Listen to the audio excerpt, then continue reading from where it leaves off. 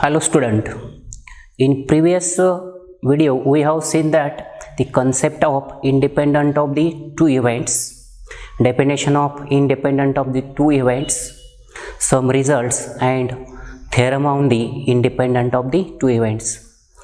The theorem is that suppose A and B are the any two events defined on the sample space omega. Then if A and B are independent, then A and B dash are independent, A dash and B are independent, and A dash and B dash are independent. Now in this video we are going to study the concept of independence of the three events. Suppose we have three events, capital A, capital B and capital C be the three events. Then there are two types of independence of the three events. Number one is mutual independence, or it is also called as complete independence. Suppose capital A, capital B and capital C are three events defined on the sample space omega, and these three events are said to be the complete independence or mutual independence if which satisfy the following conditions. Condition number is one, that probability of A intersection B is equal to probability of A into probability of B. Second condition, probability of A intersection C is equal to probability of A into probability of C. Condition number 3, probability of B intersection C is equal to probability of B into probability of C. And condition number 4 is probability of A intersection B intersection C is equal to probability of A into probability of B into probability of C. If these four conditions satisfies, then the events A, B and C are said to be mutual independence or complete independence. Now, second type of independence of three events is, which is the pairwise independence. This is the second type, pairwise independence.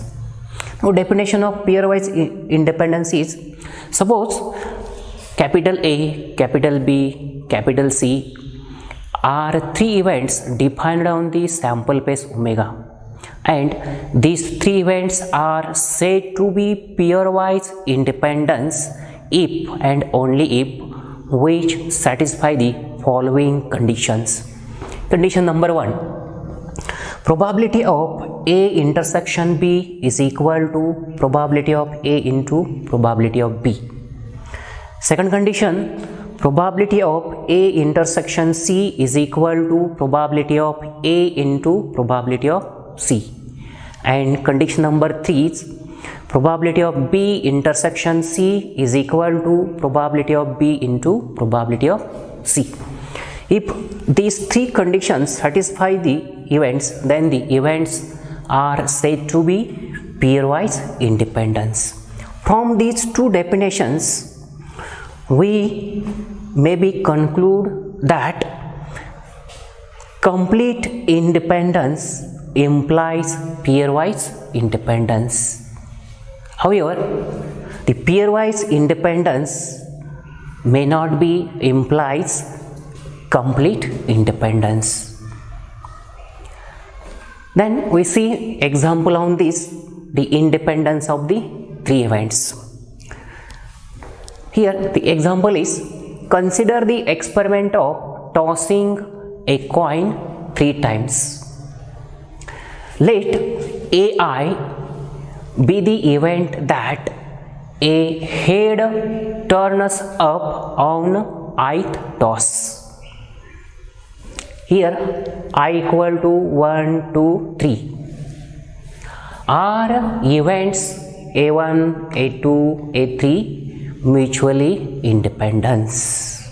Means in the given problem, the experiment is corresponding to the tossing a coin 3 times. Then sample space will contain the outcomes. This is the sample space corresponding to tossing a unbiased coin 3 times. Then omega is equal to HHH, HHT, HTH, THH, HTT, THT, TTH, and last one is TTT. The sample space containing 8 outcomes. Okay, now on this sample space, the first event is that the head will turn up on the first toss.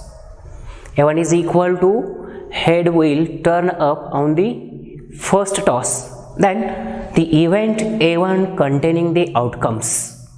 This is the first outcome, and the first in this outcome here, the first outcome is the head. That is the event A1 is that the head will turn up on the first toss. HHH, here first toss outcome is H, therefore the outcome HHT, then HHT, next one is HTH, HTT. Now the probability of event A is equal to, which is equal to m by n. Probability of event is equal to m by n. Here m is equal to number of elements belongs to event A, and n is equal to total number of outcomes in the sample space omega. By using classical definition of probability, we have probability of event A1 is equal to 4 by 8, which is equal to 1 by 2. Then the second event A2 is equal to what? The head will turn up on the second toss. Then the event A2 containing the outcomes HHT, HHH, then THH, THT. A2 containing 4 outcomes. Now probability of event A2 is equal to number of elements belongs to event A2 divided by total number of elements in the sample space omega, which is equal to 4 by 8. That is, we have a probability of event A2 is equal to 1 by 2. Then event A3 is that the head will turn up on third toss. Then the event A3 containing the outcomes HHH, HTH, THH, TTH. Again, the event A3 containing 4 outcomes. The probability of event A3 is equal to 4 by 8. That is, number of elements belongs to event A3 divided by total number of outcomes in the sample space omega. That is 4 by 8, which is equal to 1 by 2. The probability of event A1 is equal to probability of event A2 is equal to probability of event A3, which is equal to 1 by 2. Further, the A1 intersection A2, that is common elements between event A1 and event A2, that is A1 intersection A2, which is equal to what? In event A1 and A2, common outcomes are, first outcome is HHH. This outcome belongs to event A1 and event A2. Therefore, the A1 intersection A2 containing the outcome HHH. Then second common outcome between A1 and A2 is HHT. HHT, this outcome belongs to the event A1 and also in event A2. Therefore, this event belongs to the A1 intersection A2. Now, the probability of A1 intersection A2 is equal to number of elements belongs to A1 intersection A2 divided by total number of elements in the sample space omega, which is equal to 2 by 8. Probability of A1 intersection A2 is equal to 2 by 8, which is equal to 1 by 4. Then intersection between event A1 and A3, which is equal to A1 intersection A3. This event containing the outcomes H, H, H, T, H, H. There are only two outcomes common between event A1 and A3. Now probability of A1 intersection A3 is equal to 2 by 8, which is equal to 1 by 4. Then intersection between event A2 and event A3, which is the A2 intersection A3, which is equal to H, H, H. This outcome belongs to event A2 and also in event A3. And next one is H, T, H. This is the second outcome which belongs to the both events A2 and A3. There are two outcomes in the event A2 intersection A3. Therefore, probability of event A2 intersection A3 is equal to 2 by 8, which is equal to 1 by 4. Now see here, the probability of A1 intersection A2 is equal to probability of A1 intersection A3 is equal to probability of A2 intersection A3, which is equal to 1 by 4. And lastly, the intersection between event A1, event A2 and event A3. The common outcomes between these three events, which is the A1 intersection A2 intersection A3 equal to H, H, H. There is one common outcome between these three events. Therefore, the event A1 intersection A2 intersection A3 contains only one outcome. Now, the probability of event A1 intersection A2 intersection A3 is equal to 1 by 8. That is, number of elements belongs to A1 intersection A2 intersection A3, which is equal to 1, and total number of elements in the sample space omega, which is equal to 8. Therefore, probability of A1 intersection A2 intersection A3 is equal to 1 by 8. Now, we have to observe that the four conditions for the independence of three events, that is mutual independence, or it is also called as the complete independence. The first condition is that probability of A1 intersection A2 is equal to probability of A1 into probability of A2. That is, the probability of A1 intersection A2 is equal to the product of probability of A1 into probability of A2. That is 1 by 2 into 1 by 2, which is equal to 1 by 4, and probability of A1 intersection A2 is equal to again 1 by 4. The first condition is satisfied.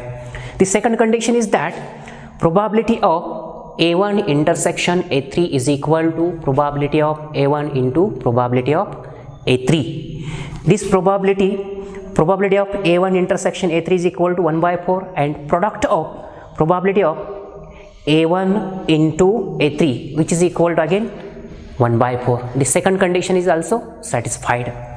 Then the third condition, probability of A1, the third condition that probability of A2 intersection A3, which is equal to 1 by 4, and product of probability of A2 intersection A3, which is equal to again 1 by 4. The third condition is also satisfied. And the last condition is that probability of A1 intersection A2 intersection A3 is equal to probability of A1 into probability of A2 into probability of A3.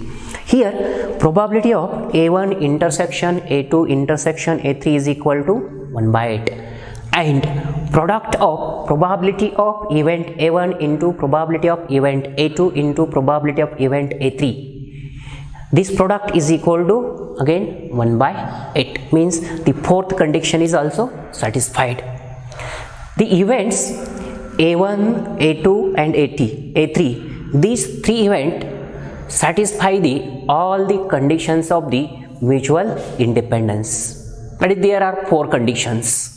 Therefore, the events A1, A2 and A3 are mutual independence or complete independence. We have seen that if the events A1, A2, A3 are mutual independence, then this implies that the events A1, A2 and A3 are pairwise independence. Second example is A and B are independent with probability of A equal to 0.5 and probability of B equal to 0.4. Then find probability of A union B, probability of A intersection B dash, probability of A dash intersection B and probability of A dash intersection B dash. Means in the problem we are given two independent events with their probabilities. Probability of event A is equal to 0.5 and probability of event B is equal to 0.4. In the solution part, since A and B are independent, in that case probability of A intersection B is equal to probability of A into probability of B. That is, joint probability is equal to the product of the probability of the events. Now the first bit is that probability of A union B. Probability of A union B is equal to probability of A plus probability of B minus probability of A intersection B by using addition theorem of two events. Now substitute the values of probability of A, probability of B, and probability of A intersection B is equal to probability of A into probability of B here. After substituting the values of event A and event B, we have probability of A is equal to 0.5 plus 0.4 minus 0.5 into 0.4. Then we have the final answer is 0.7. That is, probability of A union B is equal to 0.7. Now the second bit is probability of second bit. Probability of A intersection B dash. Probability of A intersection B dash is equal to probability of A minus probability of A intersection B. Here probability of event A is equal to 0.5 minus probability of A intersection B is equal to 0.5 into 0.4, which is equal to 0.5 minus 0.20. We have answer is required probability is equal to 0.3. Third bit is probability of A dash intersection B. This probability is equal to probability of B minus probability of A intersection B. Then after substituting the values of the probability of event B and probability of A intersection B, we have the required probability is equal to 0.2. Okay, then the last bit, probability of A dash intersection B dash. By using De Morgan's law, we have probability of A dash intersection B dash is equal to probability of A union B its whole dash. This probability is equal to 1 minus probability of A union B. We know that probability of complementary event is equal to 1 minus probability of that event. Then using this we can write probability of A union B its whole dash is equal to 1 minus probability of A union B, which is equal to 1 minus 0.7. The probability of A union B is equal to 0.7. Required probability is 0.3. Then the next example is Suppose A and B are two events on omega. If probability of A equal to 0.8, probability of A union B is equal to 0.9, and probability of B is equal to x. Find x if A and B are independent and disjoint. Now solution of this problem is, now first we see the first case. If A and B are independent, if the events A and B are independent, then the probability of A intersection B is equal to probability of A into probability of B. We know that probability of event A is equal to 0.8 and probability of event B is equal to x. Therefore, the probability of A intersection B is equal to 0.8 into x. Now, we are given that the probability of A union B, by using addition theorem of two events, we have probability of A union B is equal to probability of A plus probability of B minus probability of A intersection B. Now substitute the values of the probability of event A union B, probability of A and probability of B. We have 0.9 is equal to 0.8 plus x minus 0.x. After simplification, we have a value of x is equal to 1/2. That is, x is equal to probability of event B. The probability of event B is equal to 1/2 if A and B are independent. If events A and B are disjoint, in that case the probability of event B is equal to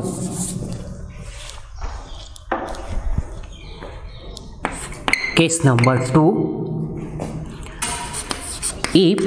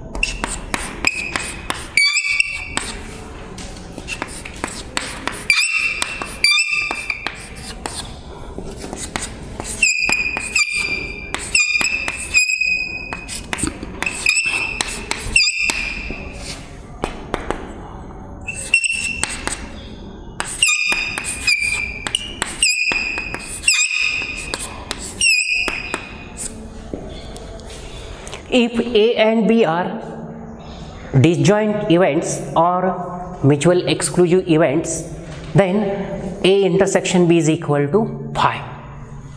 Therefore, the probability of A intersection B is equal to 0. Now, the probability of A union B is equal to probability of A plus probability of B minus probability of A intersection B. Here, probability of A intersection B is equal to 0. Therefore, we have 0.9 is equal to 0.8 plus x. Hence, we have a value of x is equal to 0.1. If A and B are mutually exclusive events or disjoint events, in that case, the probability of event B is equal to 0.8. Thank you.